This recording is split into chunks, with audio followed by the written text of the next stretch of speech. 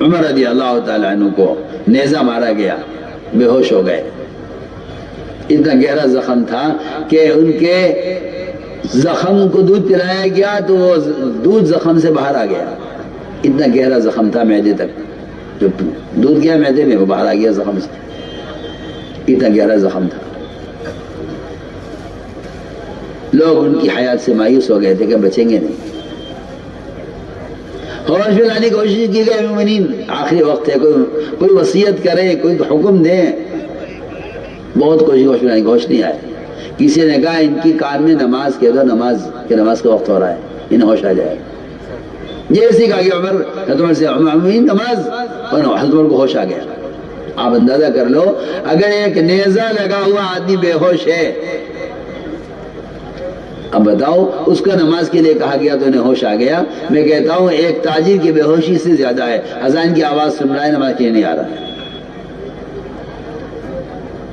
اس لیے میرے دوستو عزیزوں، یہ تو ہو سکتا ہے، یہ تو ممکن ہے اور ثابت ہے کہ غیر مسلم نماز پڑھ لے، یہ تو ملتی ہے روایت۔ واسع بن اسقر رضی اللہ تعالیٰ نے اسلام بعد میں قبول کیا، نماز پہلے پڑھی، لیکن یہ نہیں ہو سکتا کہ مسلمان نماز چھوڑ دے، یہ نہیں ہو سکتا۔ یہ ہو سکتا ہے غیر مسلم نماز پڑھ لے، یہ نہیں ہو سکتا کہ مسلمان نماز چھوڑ دے، یہ نہیں ہو سکتا۔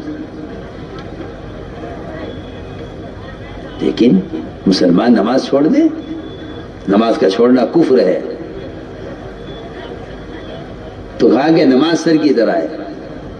میں نے غور کیا اس حدیث پر کہ نماز سر کی طرح ہے، جو درجہ اسلام میں، جو درجہ انسان کے بدن میں سر کا ہے، وہ درجہ اسلام میں نماز کا ہے۔ اس روایت کا مطلب کیا ہوا؟ نماز تو پڑھتے ہیں لیکن بہت جلدی جلدی پڑھتے ہیں، صحیح نہیں پڑھتے۔ حدیث میں آتا ہے کہ جو رکوع سے اٹھنے کے بعد کمر کو سیدھا نہ رکھے، اللہ اس کی نماز کی طرف نظر اٹھا کر نہیں دیکھتے۔ جلدی ہے دکان پر جانے کی، نماز کو بگاڑ کر جا رہا ہے، نماز بد دعا کرے گی اس کے لیے، کیونکہ نماز کو سر کا درجہ اس لیے دیا گیا تھا کہ آپ کے سر میں باریک باریک رگیں ہیں، ایک رگ میں بلوکج ہو جائے، ایک رگ بند ہو جائے، ایک رگ پھٹ جائے، پورا بدن فالج پڑ جاتا ہے۔ ادھر کا ہاتھ پاؤں نہیں اٹھ رہا ہے، کیا ہو گیا؟ کہ جی برین ہیمریج ہو گیا ہے۔ سنو میں کیسی اچھی مثال دے رہا ہوں، ہاتھ بالکل ٹھیک ہے، پاؤں بالکل ٹھیک ہے، سب کچھ بالکل درست ہے، سر بالکل ٹھیک ہے، ایک رگ کے اندر ذرا سا رگ بند ہو گئی، ایک رگ میں خون کا دوران بند ہو گیا، ایک حصہ فلوج ہو گیا، یہ والا ہاتھ نہیں اٹھ رہا، والا پیر نہیں اٹھ رہا۔ میں مثال دے کر کہہ رہا ہوں کہ جو نماز کو ذرا بھی بگاڑیں گے، اس نماز کے بگڑنے کا اثر اس کے معاشرے پر پڑے گا، اس کا کہیں بے پردگی آئے گی، اس میں اسے گناہوں کا دل چاہے گا، اس میں بے پردگی آئے گی، اس کے معاملات بگڑیں گے، اس کا معاشرہ بگڑے گا، کیونکہ نماز میں فرق آ گیا ہے۔ اس لیے فرمایا کہ جو نماز کو درست کرے گا پورا دن قائم رہے گا، جس کی نماز بگڑے گی پورا دن بگڑے گا، جس کی نماز بگڑے گی اس کو پورا دن بگڑے گا۔ آپ اندازہ کر لو، اگر دیوار بناتے ہوئے مستری ہر ردے پر اگر سول لگا کر نہیں دیکھتا کہ دیوار سیدھی ہے یا نہیں، تو دیوار ٹیڑھی ہوتی چلی جائے گی، اسے پتہ ہی نہیں چلے گا، پھر ہی گرے گی دیوار، کیونکہ ٹیڑھی دیوار قائم نہیں رہے گی۔ کیونکہ ایسے ہی اپنی نماز کو بنانے کی محنت ہے، جماعت میں نکلنے کی بڑی غرض یہ ہے۔ ابھی تک تو دکان پہ بیٹھتا تھا، دکان کی وجہ سے نماز چھوٹ بھی جاتی تھی، قضا بھی ہو جاتی تھی، اور اگر پڑھتا بھی تھا تو سنت چھوڑ دیا کرتا تھا گاہک کی وجہ سے۔ میں دکان چھوڑ کر جماعت سے نکلا ہوں تاکہ 24 گھنٹے عمل کے ماحول میں رہوں، وہاں میری نماز درست ہو گیا۔ عمر رضی اللہ تعالیٰ عنہ یہ کہہ کر جماعتوں کو روانہ کرتے تھے کہ تم اس لیے بھیج رہا ہوں اللہ کے راستے میں تاکہ ان کی نمازیں درست ہو جائیں، ان کی نماز میں کمال پیدا ہو جائے۔ یہ جماعت میں نکلنے کی ایک بنیادی غرض ہے۔ ہم اس لیے کہتے ہیں کہ اللہ کے راستے میں نکلو تاکہ دنیا سے پوری طرح کٹ کر اور اسباب چھوڑ کر اور تجارت زراعت سے ہٹ کر اللہ کے راستے میں نکل کر نمازوں کو صحیح کرنے کی مشق کرو۔ یہ نمازیں درست ہو نہیں سکتی کیونکہ مقام پر رہتے ہوئے نماز کے ساتھ دکان اور نماز کے ساتھ تجارت اور نماز کے ساتھ کارخانہ اور نماز کے ساتھ کھیتی باڑی، کیونکہ یہ سارے کام ایسے غالب ہیں اس پر کہ اس کی نماز گھٹتی جا رہی ہے، اس کی نماز کا معیار گرتا جا رہا ہے۔ اس لیے کہا کہ اللہ کے راستے میں نکلنے کی غرض یہ بھی ہے تاکہ اللہ کے راستے میں نکل کر لمبی لمبی نمازیں پڑھنے کا وقت ملے، لمبی لمبی نمازیں پڑھنے کا موقع ملے۔ یہاں نہ بیوی ہے، نہ بچے ہیں، نہ گھر کے تقاضے ہیں، نہ دکان کے تقاضے ہیں، یہاں موقع ملے گا نماز اچھی پڑھنے کا۔ یہاں تہجد ملے گی، یہاں اوابین ملے گی، یہاں اشراق ملے گی، یہاں چاشت کی نماز ملے گی، یہاں وقت پر تلاوت ملے گی۔ جیسے کوئی آدمی اسپتال میں رہے 4 مہینے تو اس کو دوائیں وقت پر ملیں گی، ڈاکٹر وقت پر آ کر دیکھیں گے، صحت ہو جائے گی۔ ہم اللہ کے راستے میں نکلنے کے اس لیے محتاج ہیں۔ جیسا کوئی آدمی اسپتال میں رہنے کا، یہاں تو پیچھے پیچھے پھرتے ہیں، ارے نکل جاؤ جماعت میں، اور وہاں آپ جا کر دیکھیے ڈاکٹروں کی خوشامد کرتے ہیں، اجی ہمیں داخل کر لو اسپتال میں، اجی ہمیں داخل کر لو، اجی کسی وزیر کا خط لے کر آتے ہیں، وزیر کی سفارش کہ جی فلاں کو ایک بیڈ دے دو اسپتال میں، اجی ہمیں داخل کر لو اسپتال میں۔ آپ جا کے دیکھیے اسپتالوں کا حال، آپ کو زمین پر پڑے ہوئے ملیں گے مریض، بیڈ خالی نہیں ہے، زمین پڑا ہوا ہے کہ جی مجھے داخل کر لو کسی طرح، میں بیمار ہوں، میں اپنی تکلیف سے پریشان ہوں۔ یہ اللہ کے راستے میں نکلنا، یہ اپنی صحت کے لیے، ہدایت کے لیے، تربیت کے لیے، اللہ کا تعلق پیدا کرنے کے لیے ہے۔ آپ کو تو آ کر خوشامد کرنی چاہیے ذمہ داروں کی، ہمیں نکال دو، ہمیں جلدی بھیج دو۔ صحابہ کے زمانے میں نکلنے والوں کو روکا جاتا تھا، تم بیمار ہو مت جاؤ، تم لنگڑے ہو مت نکلو۔ صحابہ فرماتے تھے نہیں یا رسول اللہ، میں اپنے اس لنگڑے پیر سے جنم میں داخل ہوں گا یا صحیح پیر سے داخل ہوں گا؟ میں صحیح پیر سے داخل ہو گئے، لنگڑے نکل گئے صحیح پیر سے، اور شہید کیے گئے اللہ کے راستے میں۔ فرمایا میں جنت میں دیکھ رہا ہوں صحیح پیر سے چل رہا ہے۔ وہاں چھوٹے کو، بچوں کو، بیماروں کو روکا جاتا تھا، وہ روتے تھے۔ قرآن نے بیان کیا ہے ان کا حال، کمزور بیمار لوگ رویا کرتے تھے، کاش ہمیں اللہ کے راستے میں نکلتے۔ اور یہاں صحت مند، اچھا خاصا مضبوط جوان کہ جی میں کیوں نکلوں جماعت میں؟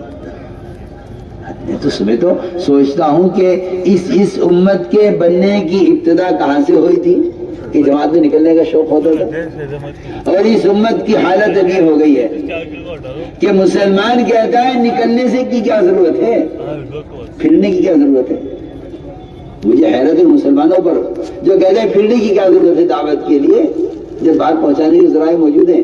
اس زمانے میں کافر کہتا تھا محمد صلی اللہ علیہ وسلم سے کہ آپ دین کو لے کر پھرتے کیوں ہیں، آپ اپنی جگہ بیٹھیں، دین سیکھ رہا ہوں گا آپ کے پاس آئے گا۔ میں حیران ہوں اس بات پر، اس زمانے میں جو بات کافر کہتا تھا آج جو بات مسلمان کہہ رہا ہے۔ سوچیے آپ میں میری بات پر غور کیجیے، جو بات اس زمانے میں کافر کہتا تھا کہ آپ پھرتے کیوں ہیں دین کی دعوت کو لے کر، آج مسلمان کہتا ہے پھرنے کی کیا ضرورت ہے۔ اس زمانے کا منافق کہتا تھا گرمی میں مت نکلو، آج مسلمان کہتا ہے گرمی میں مت نکلو۔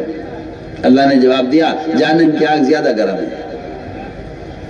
میرے دوستو عزیزو، نکلنے کی غرض تو میری آپ کی ضرورت ہے تاکہ ہم عمل کے ماحول میں رہیں، گناہوں کے ماحول سے نکلیں۔ اس طرح نکل کر ہمیں لمبی لمبی نمازیں پڑھنے کی عادت ہوگی، تہجد کی عادت پڑے گی، اللہ کا قرب ملے گا، نماز میں کمال پیدا ہوگا۔ جب 4 مہینے وقت پر تہجد ملے گی تو تہجد کو واپس آئے گا گھر پہ، تہجد وہاں خود کھلے گی۔ 4 مہینے میں نے تہجد پڑھی ہے، مقام پر آ کر کہے گا میری آنکھ نے کھلے تو مجھے جگہ دیجو۔ عمر رضی اللہ تعالیٰ عنہ آدھی رات کو سب گھر والوں کو اٹھا دیا کرتے تھے تہجد کے لیے، اٹھ جاؤ، آدھی رات کو سب اٹھا دیا، سارے گھر والوں کو اٹھا دیا کرتے تھے۔ یہاں تو پتہ نہیں کہاں سے کچے مولوی آگے کہ جی وہ تہجد کے لیے اٹھانا مجمع کو۔ میں نے کہا ایک اجتماع میں کہ بھئی مجمع کو اٹھا دینا تہجد کے لیے، اور مغرب کے بعد اعلان کیا مجمع کو کہ عوامی پڑھ لیں سب۔ ایک مولوی صاحب آ کر کہنے لگے جی یہ تو التزام والا یلزم لگ رہا ہے۔ میں نے کہا تو جاہل ہے، جاہل، تجھے دھوکہ لگا ہے علم کا، تو جاہل ہے کہ یہ نفلیں ہی تو ہیں اسے پڑھنے ہوں گی پڑھ لے گا۔ میں نے کہا تو جاہل ہے، جاہل، تو نے پڑھا کچھ نہیں ہے، توبہ کر اللہ سے۔ نوافل کو ہلکا سمجھنے والا فرائض سے محروم ہو جاتا ہے۔ وہاں ایسے اجتماعی ماحول رات کی عبادت کا، ہندا جیسی عورت جس نے حمزہ کا کلیجہ چبایا ہے، اتنی سخت دل عورت تھی، لیکن اس کا اسلام نہ کسی تلوار سے، نہ کسی تقریر سے، نہ کسی تیر سے، نہ کسی خوف سے اس نے اسلام قبول کیا ہے۔ وہ فتح مکہ کی رات میں صحابہ اکرام کی تہجد کا منظر دے کر اسلام قبول کیا ہے۔ پڑھیے روایت، ایسی عورت حمزہ کلیجہ چبا جاوے، اتنا سخت دل رکھنے والی، اول تو ان کی شہادت کیسی ہوئی حضرت حمزہ کی، اور پھر ان کا کلیجہ سینہ چاک کر کے کلیجہ نکال کر کھینچ کے نکالا اور چبایا غصے میں۔ جو مسلمان سے اتنی نفرت رکھے اور اسلام سے اتنی نفرت رکھے، وہ رات کے تہجد کا منظر دیکھ کر کہنے لگی ابو سفیان ایک طرف ہٹ جا، مجھے یہ دین اچھا لگا ہے۔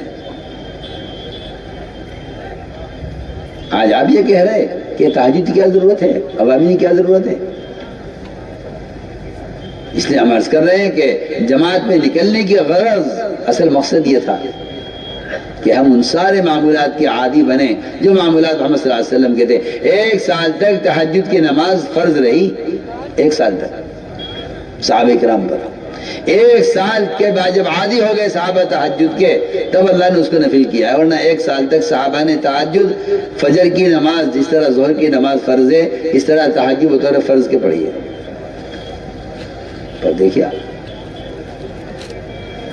میرے دوستو عزیزو، آدمی جب گناہوں کے ماحول میں رہتا ہے تو عمل کی استعداد کم ہوتے ہوتے ہوتے ہوتے ختم ہو جاتی ہے۔ جب آدمی عمل کے ماحول میں آتا ہے تو عمل کے ماحول سے استعداد پیدا ہوتی ہے عمل کی۔ اس لیے نکالا جاتا ہے کہ ہر آدمی کوشش کرے نکلنے کی تاکہ عمل کے ماحول میں رہے۔ جسے میں نے عرض کیا، ہر بیمار کوشش کرتا ہے اسپتال میں رہنے کی۔ اس طرح میرے دوستو عزیزو، ہمیں نمازوں میں کا اہتمام کرنا ہے۔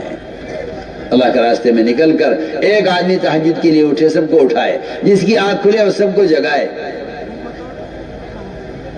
اس لیے کہ رات کا قیام اور تہجد یہ سب سے زیادہ علم کو بھی کھولنے والا ہے۔ میں علماء سے عرض کر رہا ہوں کہ اگر رات کے قیام کا اہتمام کرو گے تو علم کھلے گا، علم کھلے گا، اس کے استنباطات کھلیں گے، اس کے دلائل کھلیں گے۔ جی ہاں، سب سے زیادہ علم کو کھولنے والا سبب رات کا قیام ہے۔ اشد وطأ و اقوم قیلا، اشد وطأ و اقوم قیلا، کہ رات کا قیام نفس کو کچلنے والا اور دین کی بات کو واضح کرنے والا ہے۔ اب یہ نقیلا، یہ سب زیادہ واضح ہو جائے گی رات قیام۔ ابو بکر رضی اللہ تعالیٰ عنہ نکلنے والی جماعتوں کے امیروں سے کہتے تھے کہ تہجد کا اور تلاوت کا اہتمام جتنا زیادہ کرو گے اتنی مدد اللہ کی تمہارے ساتھ ہوگی۔ یہ 2 باتیں خاص طور پر کہی جائے، ایک قرآن کی تلاوت زیادہ کرنا اور ایک تہجد زیادہ پڑھنا۔ اس طرح میرے دوستو عزیزو، ہمیں نوافل کا اہتمام کرنا ہے۔